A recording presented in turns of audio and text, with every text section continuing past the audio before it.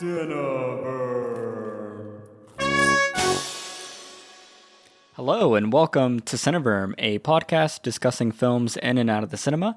My name is Anthony Renteria, and today I'm joined by the one and only Jeffrey Carroll.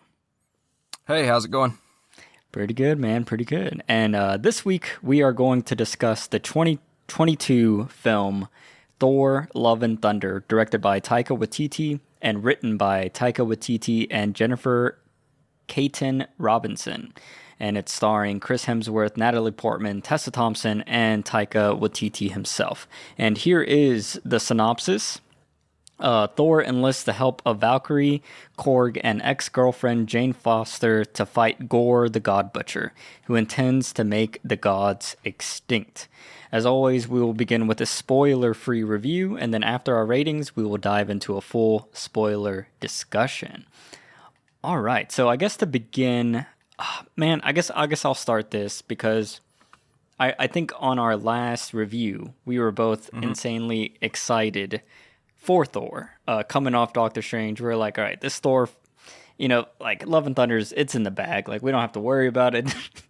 Like, it's going to be minimum as good as Thor Ragnarok. And, oh my God, man, like I'm glad, like, we didn't record this as rapidly as I thought we were going to, and I'm kind of happy we didn't, because I felt like I needed a couple of days to, like, process, I guess, my disappointment, and I think it was just, like, very strange. I've never been this disappointed in a Marvel film, because I've never been, like, a huge fan to feel disappointed, but, like, I just thought this was gonna be, like, a surefire hit, and at least a good time, and I did not have a good time at all, and it was very disturbing to me. But I was going to ask you your impressions. What were your initial takeaways from this film, and did you feel like let down in any kind of way, or from your expectations that you had? Yeah, I mean, for sure. First of all, thank you for having me back on Cineverm. But yeah, I mean, total letdown. Thor, Love and Thunder, when it got announced, super excited for it because of all the possibilities and, everything it could do. Oh man, Taika's back. We don't have to worry. He handled Ragnarok, blah, blah, blah, blah, blah.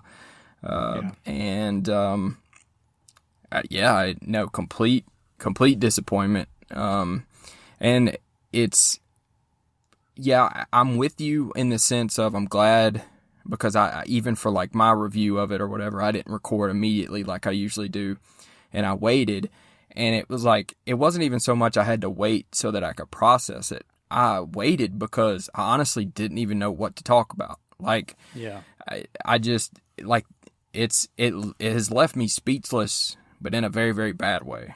Yeah, I feel that, and it's hard to pinpoint because like not to get into any spoilers, but it is like, I was trying to think, like, was this like insanely different than Ragnarok? Like, was the tone this different, or like what was the missing thing? And like, there is so many similarities in between the two movies, like way more than the more I thought about it, the more I realized, like, oh, these are kind of copies, in a weird way, but it just feels lesser. Like, I was listening to one comic book group that were talking about the movie, and they were like comparing it to the Hangover movies, and they were like, you remember that first time you watched the first Hangover movie? It was like the funniest shit ever, and it was like amazing and fantastic, and then they announced the second Hangover movie, and you thought, oh, this is going to be amazing, and then it was literally the same movie, and then everyone just hated it. And they were like Love and Thunder is kind of like that. Like, a lot of the big characters and set pieces are reminiscent and kind of similar, but it doesn't pop the same way. And I was feeling that a lot. Like, I didn't feel like anyone actually grew in the movie, like, story wise. Like, it felt like everyone just, like, it honestly felt like a filler TV episode, and that was the thing that disturbed me the most, because it didn't feel like we were going anywhere with this character, and he felt like exactly how he felt from the beginning of this movie to the end of the movie was the same exact person, which made no sense because we've had so much growth for his character leading up to this, especially coming off of Endgame, because that was the last time we saw him. And I was like, oh, well, this is going to be fun, like seeing him out and about and finally be himself. And it was like, no, it's not that. It's more the same, but we've already done it with him multiple times of him discovering himself. Yeah, I mean, it's not, it wasn't, I don't know. I don't know where to put the blame. I don't know where to lay it down at. It's just, no, all of that. No, it's the same old, same old. Yeah, it felt like a TV show. What really drove it home for me is as we were walking back to the car, and my wife goes with me to watch. She's been with me to see. Oh my God! I mean, we've been together 6 or 7 years now. So she's been to every opening night Marvel movie, right? In that 7-year span. Yeah. So that goes all the way back before Infinity War and Endgame. But we walk out as we're walking out Saturday night, and she looked at me and she goes, they've kind of ruined Thor. Yeah. And I was like, she notices. And I'm not saying that it's like hard to pick up on, and like but she is like that common moviegoer, right? She is just the average moviegoer going to it. And she's like, they've ruined him. She's like, he's just a big idiot now. And he is. And I don't know what happened, I don't know where that flip, switched on or off, because again, like you said, at the end of Endgame, he's on this journey because Infinity War, he didn't go for the head, and at Endgame, he's all beating himself up, and he goes on this journey, he goes back to see his mom, he realizes, hey, I can be myself, and blah, blah, blah, and they just keep him as a big bumbling idiot. It's like, what the hell is going on right now? Like, I don't know. I aside from saying some stuff to spoil it, it's just an absolute terrible time. The one thing I heard some other people say, and this was a person that didn't really like the comics, but they did love Thor in Ragnarok and specifically Endgame and Infinity War, and he said like when Chris Pratt's Star-Lord is like the most sobering character in a movie. Like that like you kind of have a problem when Thor makes Star-Lord look like what Thor looked like in Thor 1, like that's the huge shift. And yeah, man, like I was like rewatching a couple scenes from Thor Ragnarok, and like the humor is there, but it's still grounded and like a way. It feels like he's just being funny to deal with his internal sadness and grief and failures. Where this just feels like he's not even present. Like he's lost his mind. Like he's just like a clown. And he's in this fake like 80s action movie. Yeah. And I mean, we'll get into the specifics, but like, I mean, even a lot of the humor, I guess we can talk kind of about the technical stuff, and then we'll get into the spoilers. But like the humor and tone, it was just way too, like it almost felt like an Old Spice commercial. Like there's scenes where he's doing stuff, and like our audience didn't laugh, and then that joke just lasts for like 10 seconds. And I'm like, oh my God, this is as bad as everyone said it was. And it's just bright colors and just big things happening on screen, but like nothing happening on screen. And and then I kind of looked around as we were leaving the theater, and I was like, damn, there's only like 6 of us over the age of like 18 in here. Like the whole theater that we were in was nothing but children, like kids. Yeah. And so, and again, like, I don't know how this shift happened or when, who made the decision or whatever. It's like, is this Taika? Is this, somebody else? I don't know, but it's, I'll be honest with you. I'm kind of glad he's moving on to Star Wars now. Like I let him go do some Star Wars stuff. Maybe he needs a break from Thor. Yeah, that's something I would definitely tell people going into this is like this. I don't know if you saw Shazam, the DC movie. No. And this is like insane that I'm saying a DC movie is better than a Marvel movie. But that movie, I think that's the tone Taika was aiming for, because that movie is about a kid turning into a superhero, and he says the thing. He says funnier, smarter, wittier lines than Thor does in this movie, and he's like 15 years old, and he has a way more gravity than Thor does in this entire movie. But yeah, that movie felt like a movie for kids made by a kid. Yeah. Yeah. But in a positive way. It felt like what you would want to do as a kid becoming a superhero.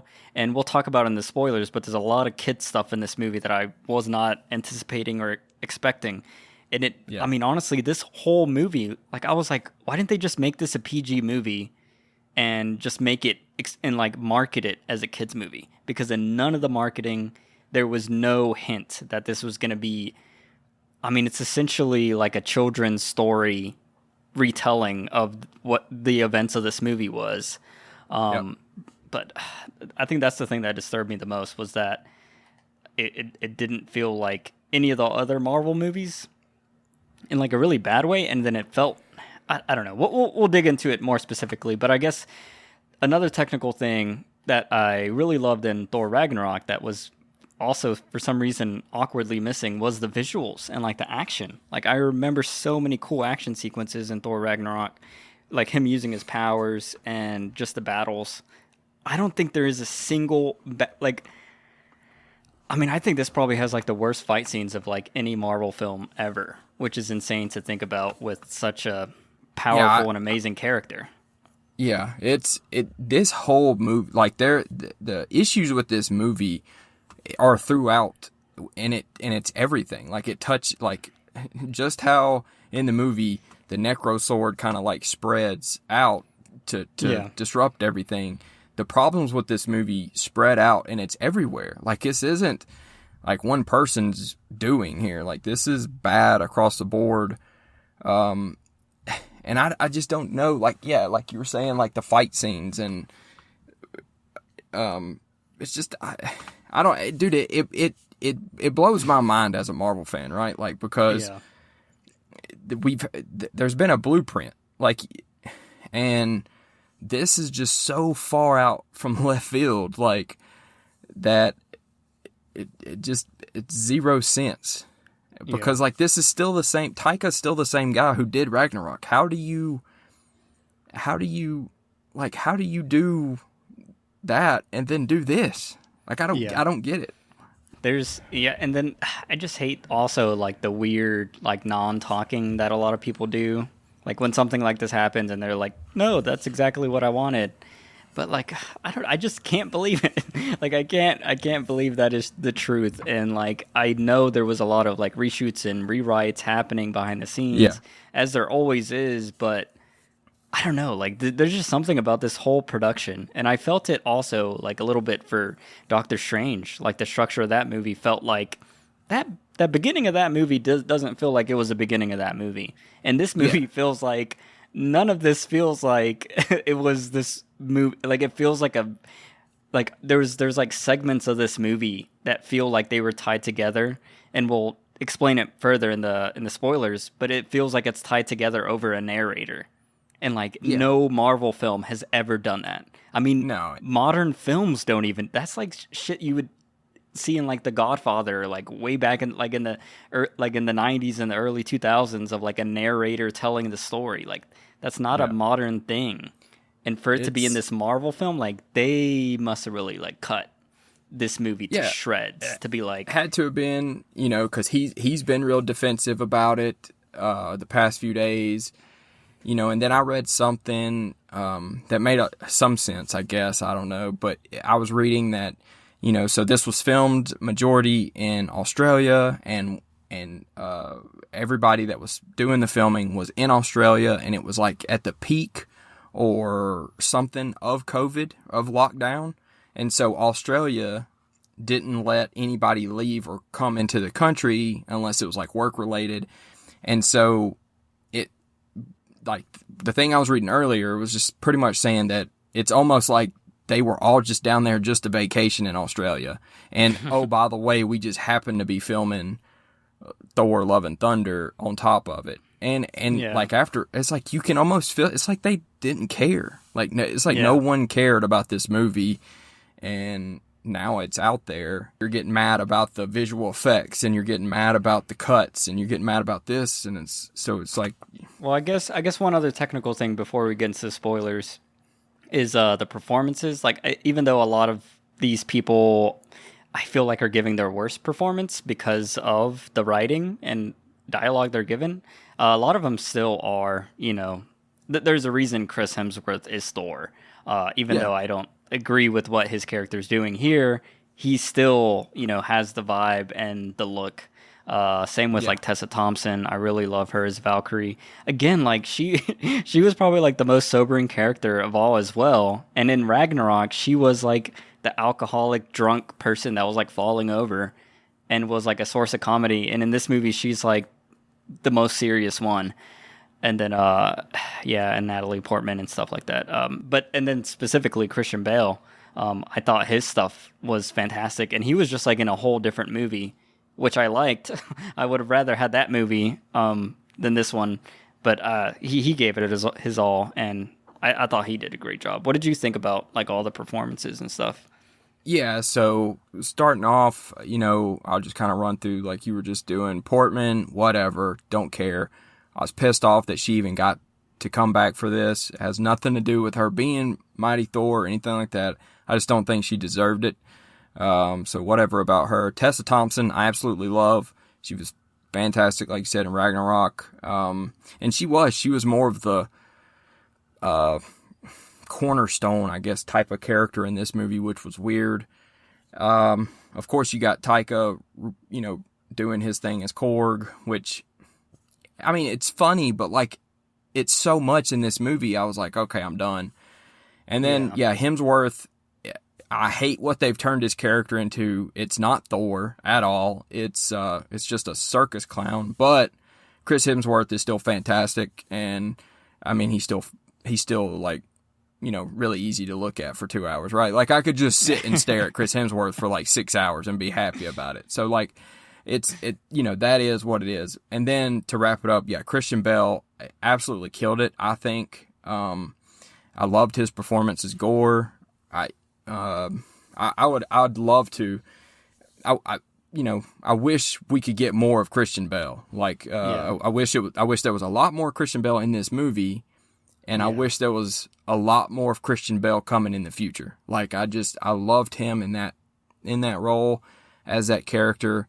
Like, he would be such a cool villain, like a long-standing villain. Like, it would be so cool if he got to span a few movies. Yeah, they could have really built up his character because they've, like, just in general, they've been. I mean, this is something we'll talk about more deeply in the spoiler discussion, but like, if Phase 4 has any cohesive thread, it's gods, multiverses, and then the afterlife. And then his character is so far the only villain we've gotten that actually cares about any of those three things. And then he's well, I can't spoil anything, but there's not enough of them in this movie, and I feel like we won't get any more of them in the future without spoiling probably anything. not. Yeah, but without absolutely spoiling it. But I mean, there's still a possibility which we'll talk about it later. I don't, it's not definite one way or another. So okay, awesome. And then I guess let's see what other technical thing. Yeah, that's about it. Like I didn't like the visuals at all. Like there's only one segment that I thought was like visually interesting where the film goes in black and white, and that's just because I love black and white, but even that wasn't like an insane like whoa, but it could have been whoa. It didn't do what I thought it could do, or I think it should have done. I guess, what would you rate this movie? Would you give this a rating? No, because I didn't rate it. For mine, I don't know what to rate it. I honestly don't. Like, I don't. I mean, it's. And this is what I wrestled with. Like, this is what I was saying earlier. This is why I'm so glad I didn't jump into something right after watching it. Because it's just more so, I just don't know what to say about it. Like, I mean, even right now, and we saw it Saturday, like, I don't even know what I would give this on a scale of 1 to 10. Like, probably like a 1, honestly. Like, it's just, nothing about this movie appeals to me at all. Like, even as a Marvel fan, it does nothing. And I'll kind of get into that a little bit in a minute when we get into spoilers if you want me to, but yeah. I mean, if I got to give it one for the Cineverm ranking files, I'll give it a 1. Wow. Holy moly. Holy shit. Okay. Oh my God. Okay. Okay. I would give it. Yeah. I don't. Yeah. I mean, like, I kind of do agree with your 1 rating because, like, what was there? I think there's nothing. I think I'm gonna go a little higher. I'm gonna give it a 3 out of 10. And those 3 points are exclusively for Christian Bale. Yeah, I Just mean, 'cause- he's easily the best part. Yeah. yeah. Yeah. Yeah. So yeah, 3 out of 10 and a 1 out of 10. Wow, that is an insane. Like, I was not expecting that hard of a drop. But anyways, I guess, would you recommend it to anyone? I guess you would recommend it to No. kids. Yeah, if you have a family, if you've got a family with like small children, it'd be perfect for them. It's a good night out, I guess, for the family. If you enjoy, doing things like that with your children, I think little kids would get a kick out of it because when it is kind of flashy, I guess it's boom, it's right in your face for a minute or two, and it's just nonstop stupid, corny jokes for 2 hours. So yeah, I think kids would eat it up. So load the bus up and take them to the theater. Yeah, I would recommend it to kids as well. And yeah, I would mark a lot of hesitation for any MCU fan, any film fan. Like, all your expectations will be destroyed. None. And don't go in with any. Yeah. Just go in knowing that is a 2 hour. I kept saying it's a 2 hour comedy. I don't even think that's fair to say that it's a comedy. Just know that it's 2 hours long, and it's 2 hours long. Just know that. Yeah. Okay, well, that's going to conclude our review portion of Thor: Love and Thunder. If you don't want to be spoiled, you can pause the podcast now. And while you do that, don't forget to subscribe, leave a review, or comment on what you thought about this film or our takes on it. And you can also follow us on Facebook, Instagram, Twitter, or email us at cineverm@yahoo.com. And you can check out our website, cineverm.com, where we have written reviews. And then you can also check out my YouTube channel, A Lonely Critic, where I do short solo reviews. And if you're into gaming news, check out Headset Chat. That's me and Jeffrey, where we discuss all the weekly gaming news. And then also go check out Jeffrey's solo podcast, The Back Bedroom, where he covers all things fun. But now, let's get into the spoilers, I guess. Yep. Oh my God, I don't even know where. So I just want to talk about one technical thing that I think really destroyed the movie for me was the whole... I think Korg should not have been like literally a main character. Like, I think that was a horrible choice. But then it's like I remember in the theater, as soon as it cut into this, I think it was like very near the beginning, like right after the amazing intro with Christian Bale, I was like, holy shit, they haven't done a cold open since like Endgame. Like, I think that was the only Marvel film with a cold open. So I was like, holy shit, this is the real deal. This is going to be it. I don't know why everyone's freaking out. And then it cut from that into Korg in a cave, narrating about, and let me tell you about Thor Odin's son and like all this stuff. And I'm like, we already know this. Like, why are we getting this? And then I was like, all right, that must just be like a weird one-off thing.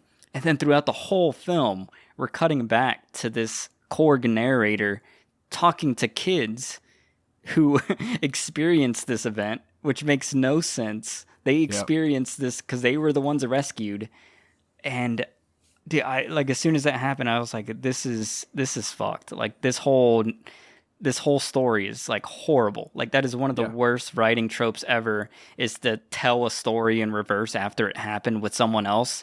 Like, oh my God, like that pissed me off so much. And which it's so weird because he wasn't even. It's not like this had happened and Korg was going back through it. Korg was just narrating as the movie went. So he was narrating in real time. It's not like Love and Thunder had happened a week ago and then Korg was narrating for us. He was just and we all know why this happened, right? Because it was such a hit in Ragnarok. The little bit of Korg we got, it was such a hit. Yeah. And it probably sold so many toys and everything else. They were like, jam-pack this next movie with Korg. It feels like a product, dude. Like this is like, I don't know. I was feeling the same thing even with that Buzz Lightyear movie. I was like, why?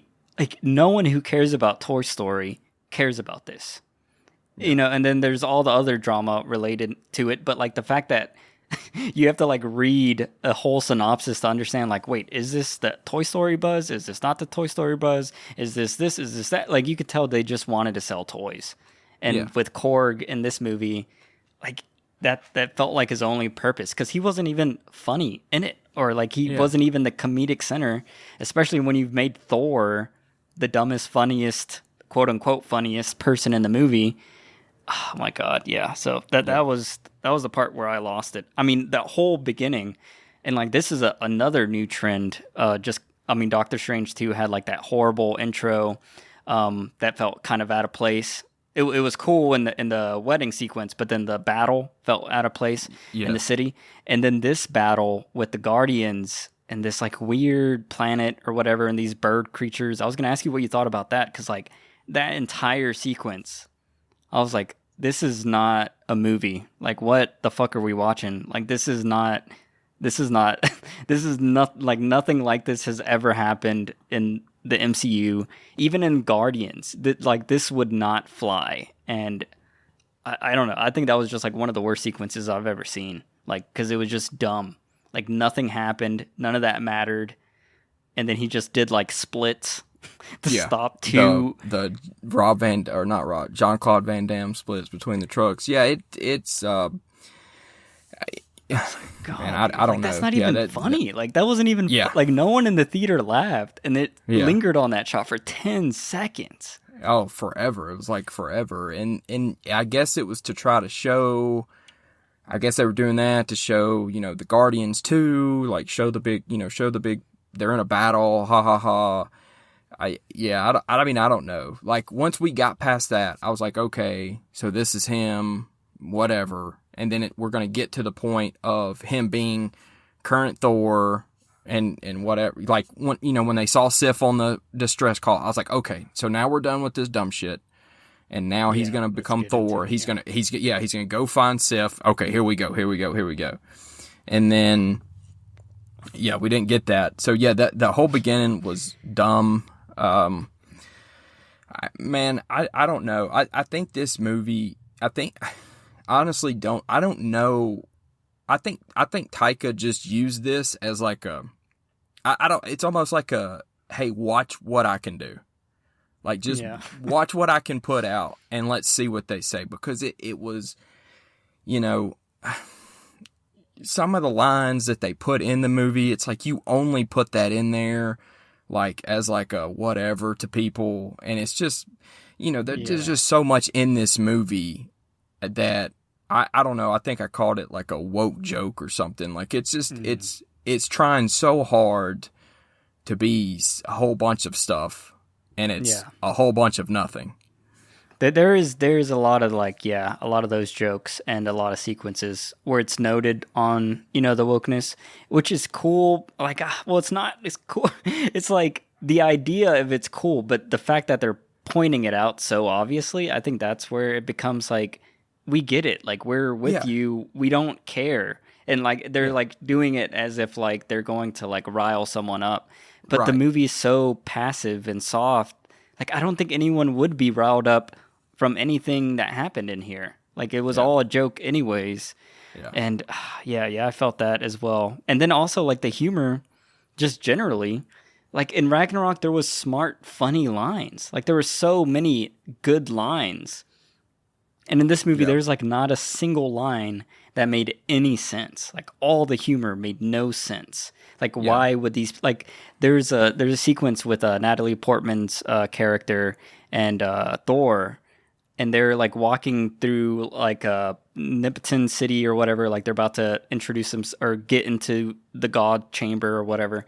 And then she's talking about like, I'm thinking about my catchphrases, and I'm like, what the fuck is this like Daredevil, like from back in the 90s with Ben Affleck? Like, dude, I haven't heard bad superhero writing since that era of like Yeah. superhero films. Like that made Like, no fucking sense. yeah, like, hey, I'm working on my catchphrases. She says a few. All right, she throws two or three out there, two or three corny lines, and then she says, "Hey, do you have a girlfriend?" and then flies off. Like, what the fuck? What just happened? Dude, I thought I was like, I mean, I don't even know. I was blinked out. Like, this is not real. Like, Oh, this I did can't too. be No, a I was movie completely written. zoned out. Yeah. Like, it feels, dude, I don't know. It feels like it was written by a child in a lot of It, ways. Like I that don't. kind of. Again, yeah. I don't know what's up. Because you can't. He couldn't have I don't know. I don't know. Yeah. I don't know. And It's then just I like, don't know. yeah, I know you have your like personal grief with Natalie Portman because of, what she said about the MCU and like how she left and now she's back. But just on her character, like the build up to this movie was so exciting for me because I was excited to see her character because of everyone sharing the I forgot the writer's name of the run that he did, the Mighty Thor, Oh, like all Jason those Aaron. Yeah. yeah, all those images and like little bubbles and story parts have been shared on Twitter like endlessly. So I feel like I've been consuming a lot of that, and I felt like I had this not a whole narrative of who she was, but like an idea of her struggles and like her commitment to becoming Thor and like just her like strength. Like I was excited to like, oh dude, she's gonna be a badass. Like bar none, she's gonna be a badass. And like I like Natalie Portman as an actress outside of this whole MCU stuff that she did. Because I know she's a great actress. Like she is like one of the top tier in my perspective. So I was like, dude, she's gonna be badass. And then this movie starts and we have a scene like this where like she's acting like a child. And I'm Yeah. like, what the like even like just as that character, the Mighty Thor, I felt. And then also It's for Natalie Portman, like, why did you agree to do this? Like, you should have been yeah. like, no, I want to be a badass. I don't want to be this idiot who flies off after Yeah. asking him if he has a girlfriend. Like, that makes no sense in Yep. 2022 for any grown 30 to 40-year-old woman to do that. And then Yeah. also for a 30 to 40-year-old man. And then also she's like, even in the realities of the MCU proper, she's like this genius, like, astrophysicist and like Yeah. scientist. And like, none of that felt real. Like she was just like making jokes about like, oh, it's like Interstellar and blah blah blah. Like no Yeah. real scientist would talk like that. And Yeah. there's so many scientists that we've seen in all these movies. Like I mean, look at like all the banter that you see between like Tony Stark and Bruce Banner. Like that shit's exciting and cool because they're talking about shit I don't even know the words they're saying, but I trust that these writers actually researched enough to like get that shit right. Yeah. And like her character is just making weird jokes and like Yeah. dude, that was the thing that pissed me off the most because like none of her stuff was cool, and that was the one thing that I thought was guaranteed that she's gonna be a badass. And I mean, shout out to the costume designer for her outfit because her outfit looks fucking fantastic. Her helmet looks beautiful and brilliant, and then but like it's all like it didn't really fit any use because the character was so poorly written.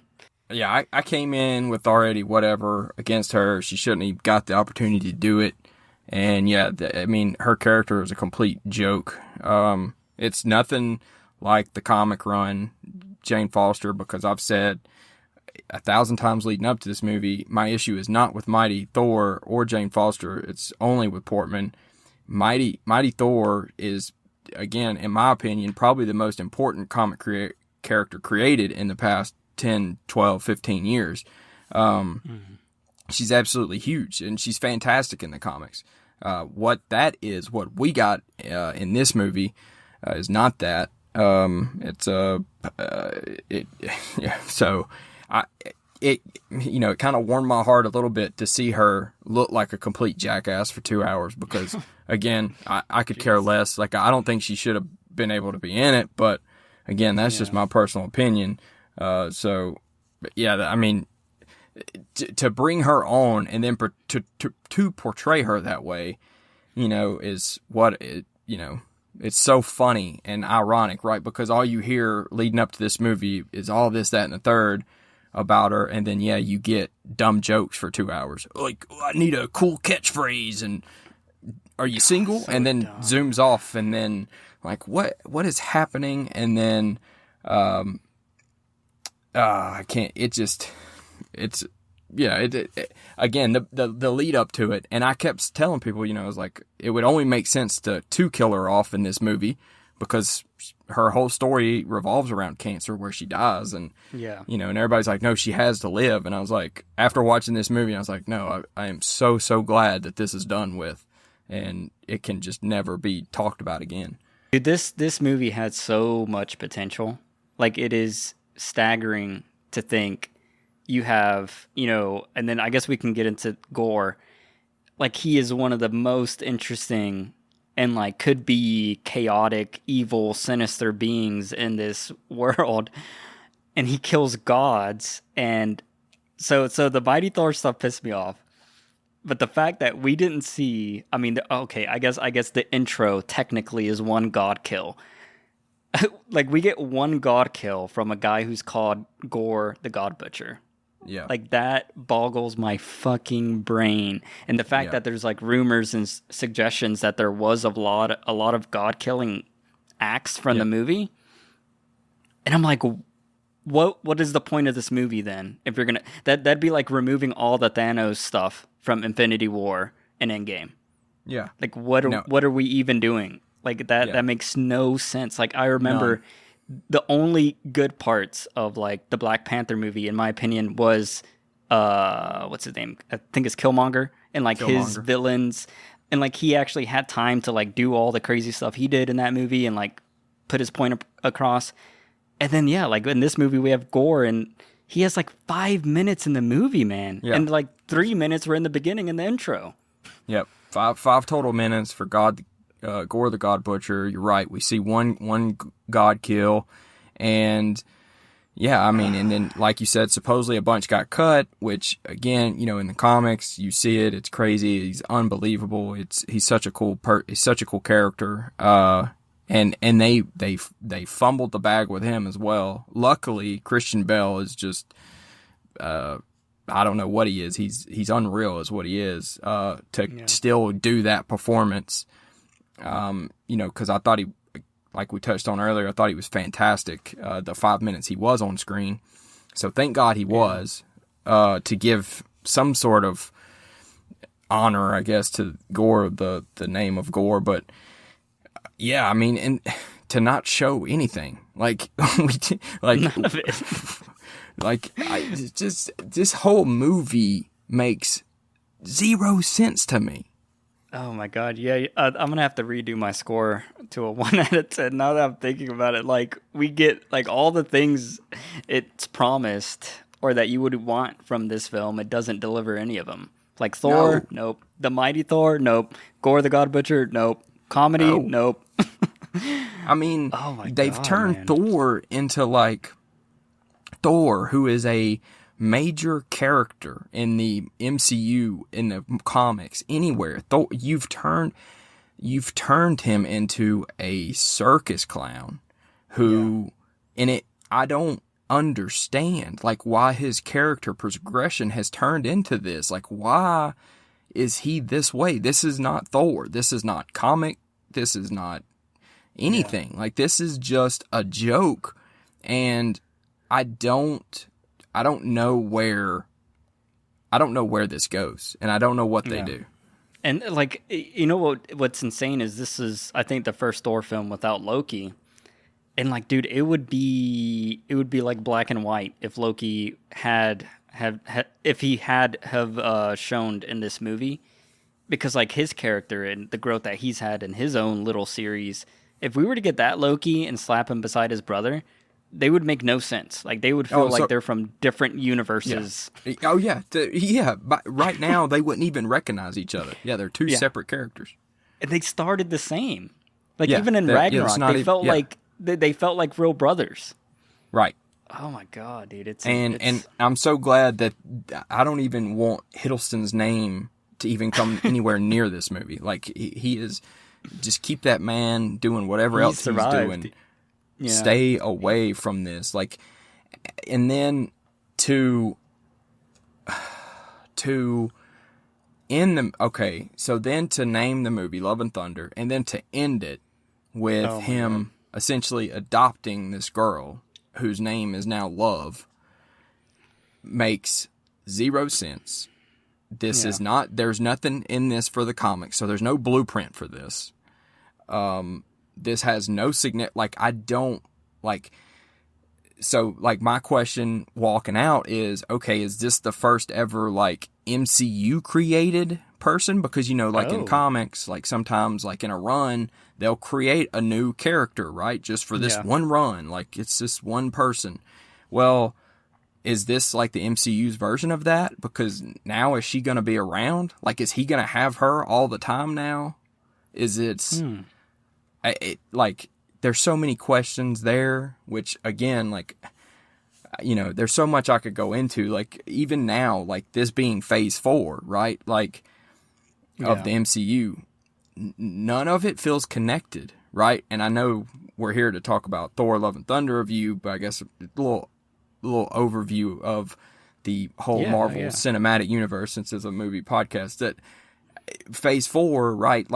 We're 56, I read this stat the other night, we're 55 hours in and nothing connects. Whereas phase 3, by 29 hours, we had already had Thanos doing a whole bunch of stuff. We knew what was happening. Right now in phase 4, none of these movies connect to each other. None of them... You couldn't even tell me they're all happening in the same planet, right? Because it's just nothing makes sense.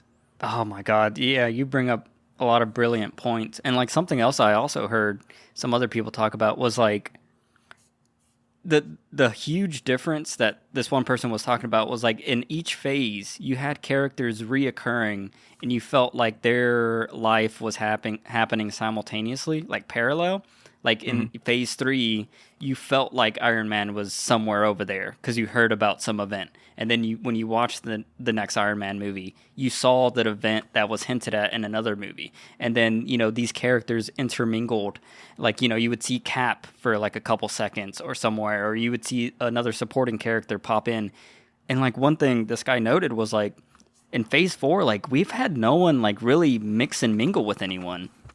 We had the Guardians here for a little bit, and then in Doctor Strange, you had I guess you had no one really else besides Strange in the Doctor Strange film, just his people. And I guess Spidey had some Doctor Strange in it as well, but it doesn't feel like any of these people are operating in the same timeline or in the same world or in the same universe. Everything feels so distant. And dude, I have no idea what they're doing. Another thing that I thought about was Marvel, phase 1, 2, and 3, they perfected this meta narrative, a narrative that is carried from film to film, and they all had a whole narrative that was being pushed forward that ended with Endgame. And in this one, it feels like they're almost and it's so weird because DC had been chasing Marvel for so long, and then they finally gave up. A couple of years ago, they just finally were fuck we're done. We're done. Zack Snyder has fucked it all. Yeah. And then out of it, we have gotten some good things. I think the Suicide Squad from James Gunn was better than the original Suicide Squad, and I think it's exciting. And it's, shown success with the Peacemaker show that a lot of people love. And then more specifically, in my opinion, The Batman by Matt Reeves. Beautiful, brilliant work. And then it's just so interesting now. It feels like Marvel had this perfect meta-narrative structure. And in phase 4, all I've seen is it's almost like they've abandoned it entirely. Everything feels independent, but not in a good way. Yeah. Even the Moon Knight show, it feels unconnected from everything. Yeah. But then it still doesn't feel unique and exciting. It doesn't feel like the Batman or the Suicide Squad where it's oh shit, this is this person's doing everything they want to do in an exciting, cool, and they're tackling the character in an interesting new way. This just feels like the easiest product placement. We want to make $1 billion off of toys, and we want every single person age 0 to 8 to enjoy it and have a great time. Yeah. And I don't get it, dude. I think what it is, and I've had a lot of conversations the past couple of days about this with like some other big time Marvel fans and this, that, and the third. And so my whole thing, and I said this a ton, which we didn't know each other then, but going into Endgame, I repeatedly would say that this is it. Like, we've got to be done after Endgame. We can't keep going forward. We're gonna screw up if we keep going. No. It's gonna be great. Look, we still got this. We still got that. And I was like, but you cannot, look what we've reached. Look at this pinnacle. It took us 10 years to get here. And we had such big, heavy hitters, right? We had Evans. We had Downey Jr. We had all these people carrying this franchise, right? Through the whole 10 years. Yeah. Whether it was whatever movie it was going on, you still knew that Chris Evans was Cap and that Downey Jr. was Iron Man, and they were all working together. Right now in Phase 4, you have none of that. Nothing. Because Phase 4, Shang-Chi, The Eternals, Thor Love and Thunder, Doctor Strange, Multiverse of Madness, and there's got to be another movie I'm forgetting in there. Black Widow? Black Widow, well, I don't count that one. I know it's part of Phase 4, but it was technically Phase 3. It just got pushed back because of COVID. Oh, Spider-Man. Spider-Man. None of these movies feel like they're happening at the same time. And oh, by the way, WandaVision, Moon Knight, She-Hulk. Yeah. What other? Oh, God. Miss Marvel. Like, all this stuff does not feel like it's happening together. This just feels like they're just pumping stuff out. And there's no connectivity. And I don't know how you connect it, because guess what's next? Black Panther 2. And that's not going to connect anything. And then what's, so I don't know what they're doing in terms of like, of a universe. Like, I think they've gotten so big that they're trying to just keep bringing new people in, right? New characters, right? Because now it's real exciting to just keep announcing like the big cast of characters. Dude, and it's, they don't know what to do. I know that, with them coming back to Hall H in like a week and a half, I'm sure Kevin Feige is going to come out there. He's going to put out a roadmap. He's going to tell us how he plans on doing this.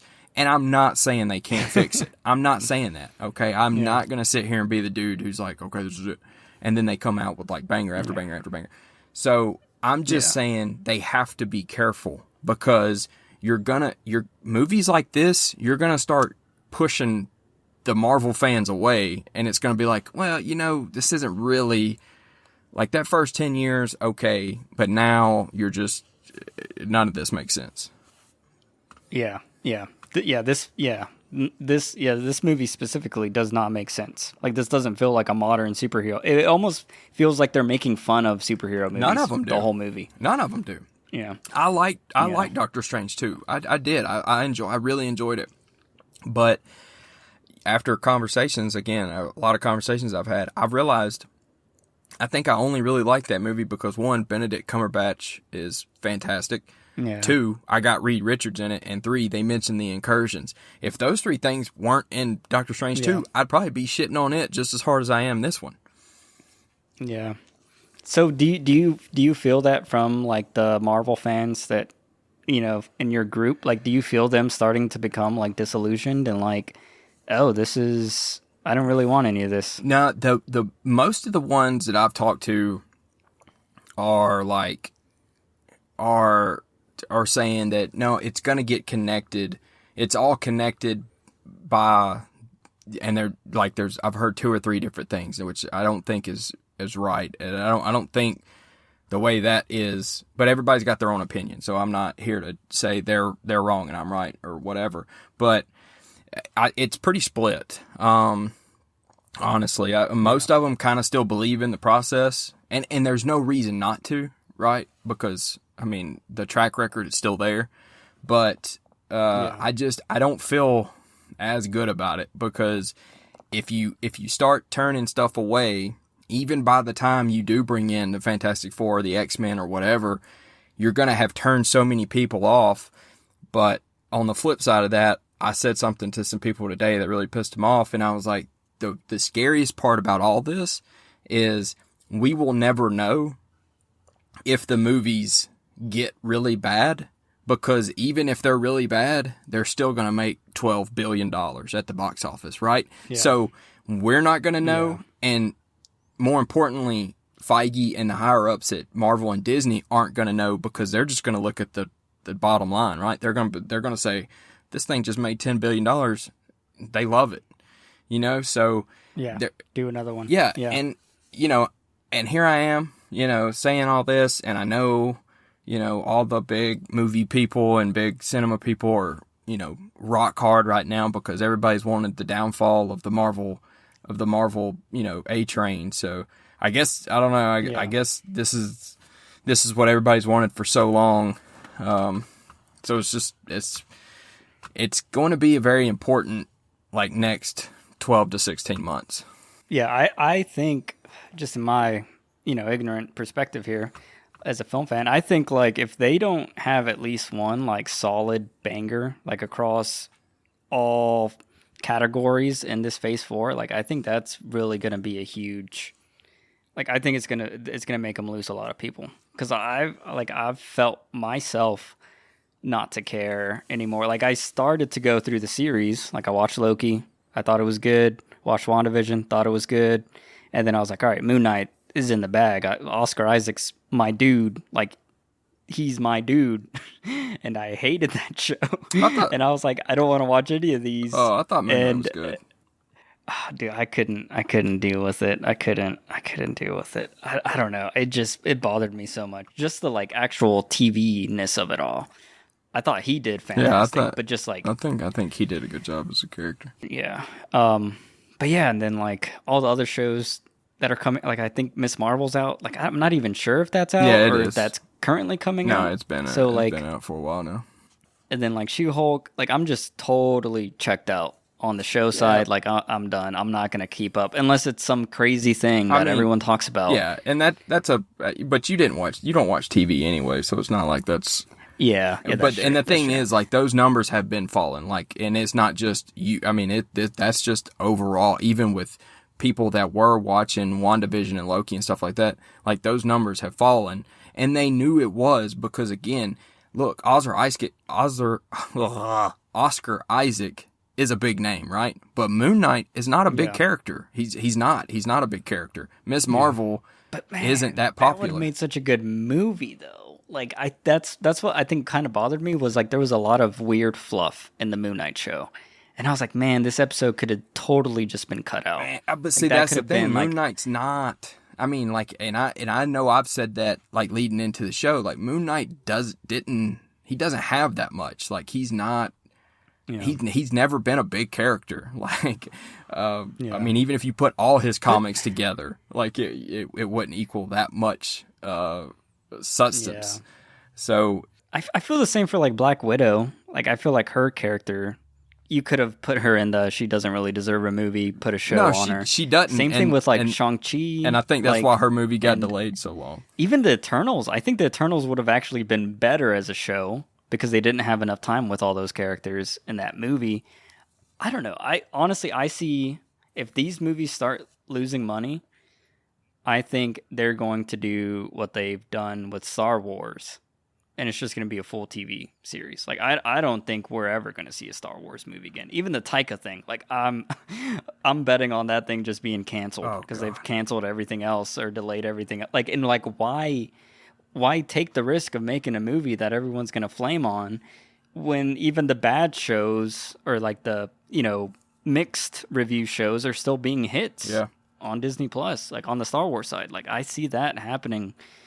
For Marvel, I don't know, man. Maybe I would hope that somebody somewhere would be nah, this has either got to end or it's got to be redone. If Feige were to finally step down or something like that, I would hope that, because look, even DC did it, right? DC did it a month or two ago where they finally were like you just said, they were oh, fuck it, we're done. We've got to start over and we just got to bite the bullet. So at some point, someone would do that. It's just, I don't know. And here's the thing, like, and you said, like, they've got to have a big movie coming up. That's the scary part, because, again, you've got Black Panther 2 later this year. It's not going to connect to anything. You've got the holiday special, which is supposed to have some big stuff in it, but still, that's a TV show. And then the beginning of next year, I think we finally get Ant-Man and the Wasp #3. And that has Kang in it. And so that should be the first one that starts to tie everything together.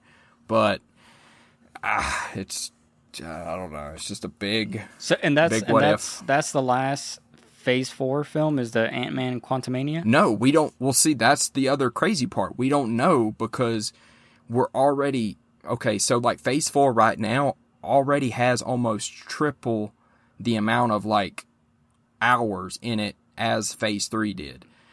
All right, like all of Phase 3. So we don't know when Phase 4 is going to end, because the last roadmap we got, it ended with Thor: Love and Thunder. And so 2019 San Diego Comic-Con Hall H, when they showed that roadmap, it ended with Thor: Love and Thunder.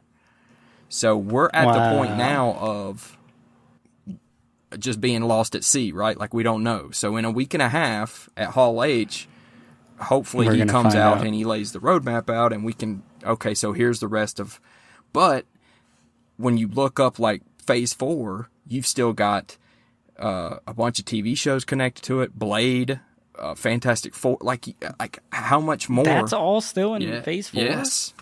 Jeez. This is a problem. And then, like, my big confusing thing, like, I think what really made Phase 1, 2, and 3 work was the Infinity Stones and Thanos. Like, even though, like, he wasn't, hugely present, it was connected through all the phases. Yes. You and even the average viewer knew we were working at towards some point. Yes, exactly. Yeah, there's this big purple dude in space. Yep. I don't know. Yep. I'm gonna figure it out, and you figured it out as you were watching these movies. And like now, even if they tied everything together, there's nothing to tie everything we've seen thus far. No.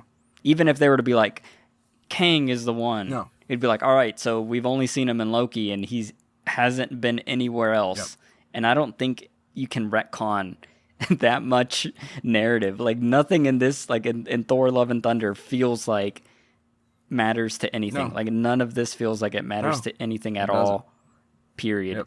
And that's like, that never happened in Phase 1, 2, or 3. No. Like, every movie, you could literally make a case for, okay, you have to watch Thor: The Dark World because I forgot the name of the Redstone. You have to see that, and that's when you see this, and like, and it's like, that had a purpose. Right. That's my point of it all, is they all had that string, just ding, ding, ding, ding, ding, ding. Like, each movie you could pin, okay, boom, boom, boom, boom, boom, boom. Okay, so now the Reality Stone's here, now it's here, now there's time stone, blah, blah, blah.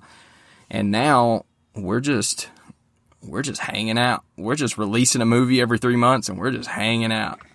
And so do you think they're going to change that, or do you think it's going to stay like this, and then they'll just be some big bad guy out of nowhere, and then they tie everything after that? My thought is, my brain thinking is, these movies that are coming out right now all got hit hard right because of COVID, right? Like, all these movies happened during lockdown. Doctor Strange 2, Thor: Love and Thunder, and Black Panther 2, right? Like, they were all riddled with issues due to lockdown, okay? So my thinking is, maybe we've just got to get through, like, once we get past Black Panther 2, next year, again, the Quantumania thing with Kang and all that, like, that's been confirmed. We all knew that's what that was.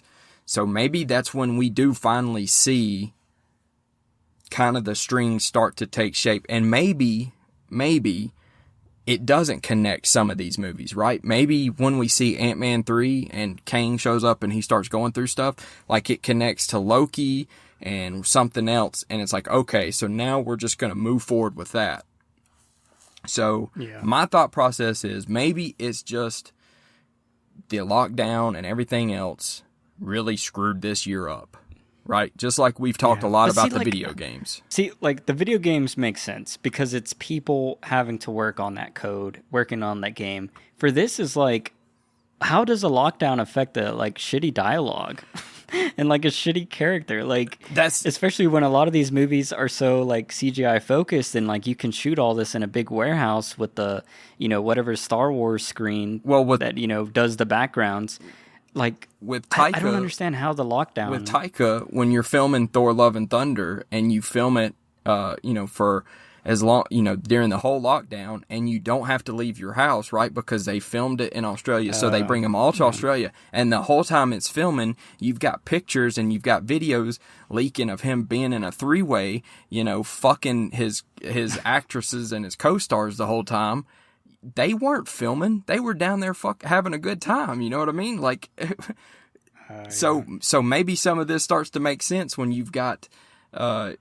He's down there just living it up, and they're all at their house, right? Like Chris Hemsworth is literally coming out back with his daughter and filming scenes. So there's never that separation, right? Like you don't feel like you're going to do anything. You're just down there having a good time. Yeah. And then okay, I get what I don't think we need to go through the list of the problems that Black Panther 2 has had, right? Like we all know the issues that they've gone through, not only counting losing Chadwick Boseman, but what's his name getting arrested because they thought he was somebody else, and and then the girl not showing up because of vaccinations. So I again, and that's just me like coming up with stuff the past few days. I'm not saying that the lockdown did do this. I'm just saying, okay, if you were going to pin it on anything, it could make sense to pin it on that.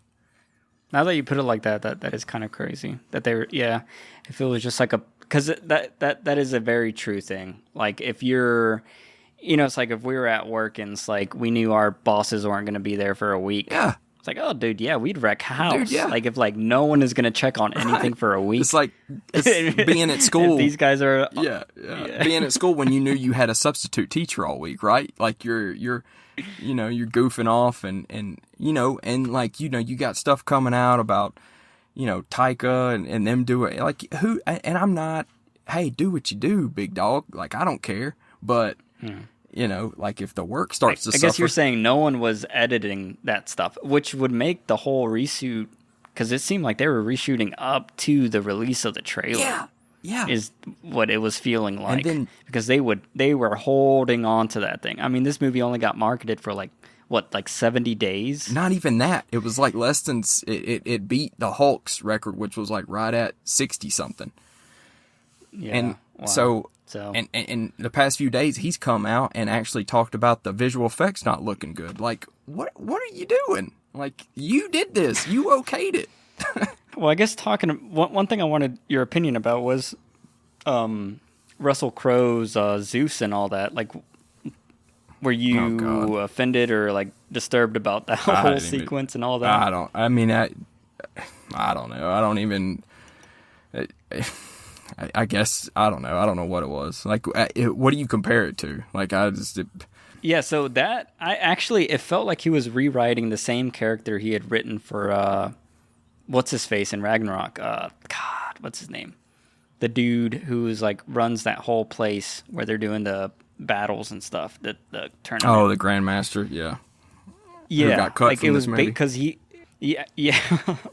Because I mean, Russell Crowe was even like joking about orgies and stuff. Yeah. I was like, that's basically the Grandmaster character with a Zeus costume. Yeah. No, I mean, I don't know. Well, I don't even. Yeah.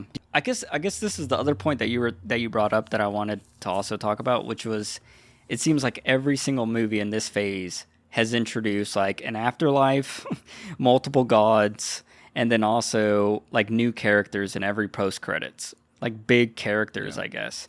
But then we haven't seen any of those reveals and characters show up in any other movie. Yeah. So like all Phase 4, like we haven't seen anyone return who was, quote unquote, like casted, like a casting announcement. And I'm confused. Like, are these people going to have their own movies? Are they going to be important to future movies? Because even like Hercules, was the post credit for this one. I was like, when are we going to see him? And then what context? And why is that going to matter? Like Zeus saying, like, we need to instill fear in everyone again. So probably Like, what? When? How? I said I thought he could show up possibly in Guardians 3. But I guess maybe if you want to save him for Thor 5. I mean, he fits into like the more cosmic side again once we see Guardians 3 in the direction they take, because if that team gets destroyed and we get the more a different team or the Annihilators or something like that, like he's a part of all that. So I guess it just depends. I don't know. I don't know when he will show up, but the likely places would be Guardians 3 or Thor 5 for Hercules would be my guess. Do you think we're gonna get a Thor 5? I mean, I'm just throwing it out there. I'm just saying if. Yeah. I don't know what else to call it. But that's why I think it's like it feels deflating, because it's like you see this new character and then, like when this happened in phase 1, 2, and 3, it was like, holy shit, that person's going to be in the next movie. And then they were. It's all or like meaningful. They're going to be. Yeah. And then in this so far, like even in Doctor Strange 2 with Charlize Theron. And then before that, God, who was it in the Eternals? It was was Blade. Star Fox. Well, Star Fox and Blade. Oh, yeah. Yes. Yeah, Star Fox and Blade. Like Star Fox, I assume he's going to be with the Guardians. Yeah, Star Fox will. Or something. Yeah, he could possibly show up in Guardians 3. It would make sense for him to show up in Guardians 3. Or I guess if they do an Eternals 2, I don't know. Yeah. See, like, I'm feeling bad for James Gunn, because it seems like there's a lot of pressure on this man. Because if Guardians 3 is not what it needs to be, and then, like, it feels like they're pushing all these characters towards that way. Like, hey, you deal with all the cosmic stuff. We just introduced 20 cosmic characters. I guess you have to do something with them. Well, and he wrote his script before Endgame he's done. Came out. He's done with that, so we don't have to worry about him trying to shoehorn anybody in. And if there's anybody I don't worry about, it's James Gunn, because James Gunn is going to do what James Gunn wants to do. He's already shown that he does not care. He'll go to DC. He'll do shit for Marvel. He'll do whatever. He doesn't care. So, I Guardians 3, I would feel comfortable it being good. The only bad thing is we got a while before it comes out. I did want to say I did like the idea of the ending battle with the on that moon thing, and it's all black and white, and the shadows and the like gravity not existing. But again, like all the fight scenes in this movie were probably the worst fight scenes I've ever seen in any movie. And like Gore, like not really having any powers. Like his performance from Christian Bale is awesome, but like I wanted him to like, see him use his sword or like actually have like a cool, fucking fight with these people. But and then like we didn't even talk about the kids becoming little Asgardian Thors. Yeah. So I mean, in that, like, if you're gonna pull, like, again, like I kind of touched on it a little bit, like with staying stuff on my end. So like, if you want to pull some cool stuff, like that is cool to show that Thor now has that power to kind of bestow that upon people. So if there's going to be a Secret Wars and there's going to be a Thor corpse, now we know how we can get a Thor corpse, right? Because now Thor can bestow that power upon people. So I didn't actually have a big issue with him doing that. I thought that, like, it was for me, it was more so like, okay, cool, he can now do that. And so for me, that was cool, just like from a comic sense. But yeah, I mean, it was kind of dumb, like with the kids doing it, but it's cool showing that he can now do that. So, down the line, if we get a Beta Ray or whatever, like now we know how he can bestow upon that power, to say, hey, here you go handle my business. And I guess talking about Beta, were you disappointed that he didn't show up? Because like supposedly he was in, like they had shot a scene with him in Ragnarok that was cut. Yeah. And I don't get. It's just one of those decisions I don't understand. I mean, there's so much stuff makes sense. I thought he was in the bag for as a post credit. Yeah. I was like, he's in the bag too. For a post credit. Nope. And there's a whole list of people that didn't get shown. So I don't know where some of these decisions were made and not made. And that's the other interesting thing. I guess one of the final things I can bring up is like I think this is. I think someone said this is one of the shortest Marvel films to date. Is it? Like 2 hours? Like it feels, it feels very purposely under 2 hours. It was like 1 hour, 59 minutes. Nice.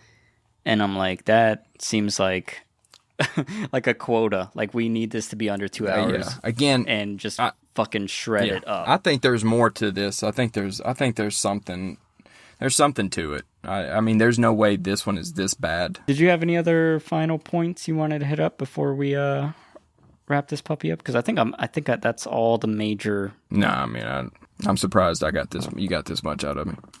I tried, man. Oh, actually, I need one more thing out of you. What did you think about that whole sequence with the? I guess there is a character called Eternity. Yeah, so that was like the space shadow thing. Yeah, so that's really, really cool stuff from the comics. But they found a way to turn it into this. I don't get it.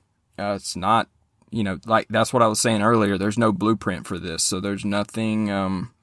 There's nothing to compare it to. So I don't know what that means going forward. I don't know if she stays around. She's technically a cosmic being because when it showed her walking, her reflection was still eternity. So is she eternity in this child's body? Is it? I don't know. So I don't know. Yeah. I don't, like a manifestation. It's did Hemsworth just get this thrown into his contract? Like, yeah, I'll keep being Thor, but now you got to cast my daughter. Like, I don't pay my daughter, pay my brothers. So. Because his brother was in this movie too. Yeah, he's him. As playing him. As the play. Yeah. Oh, that scene made no fucking... Like, I was like, why wasn't this cut? And it went on for like 10 minutes. Because it was funny and right. With the Matt Damon. Yeah, and they had to bring it back. Yeah. And I was like, this is not funny at all. Like, this is so dumb. I would have cut this immediately. But you could tell they didn't want to cut it because they had Melissa McCarthy or something. Like, that was a huge Sam get O'Neill, or something. Yeah.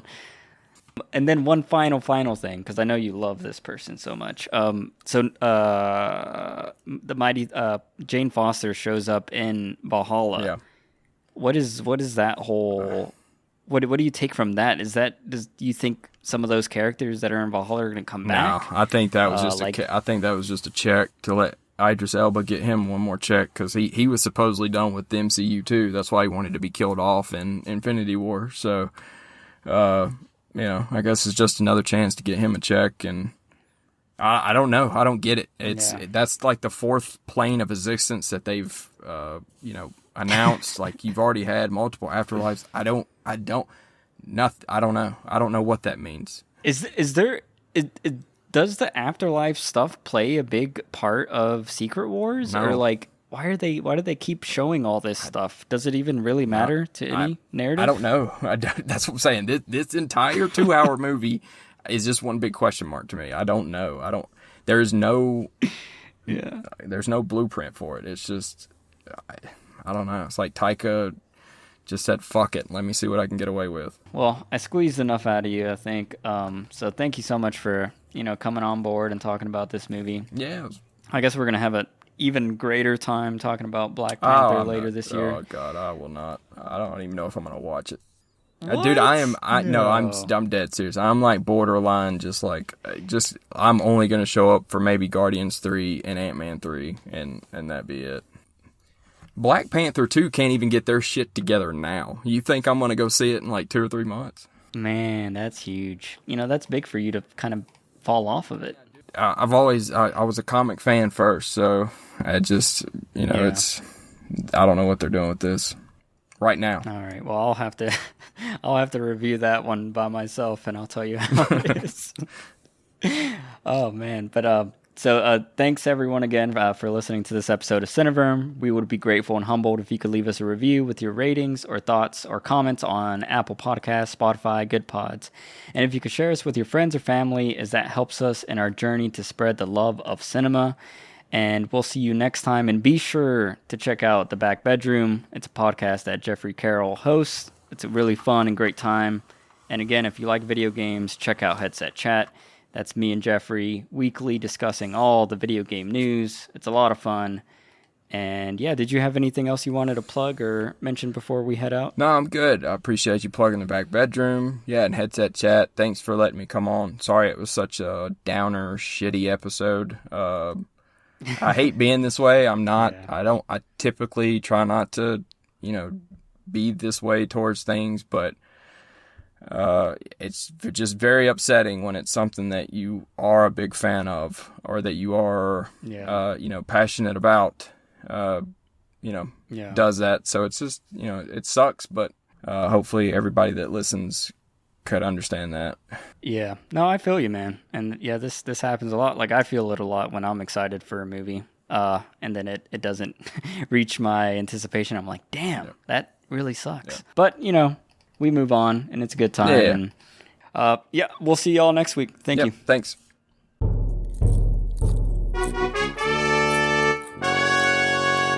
Cinema.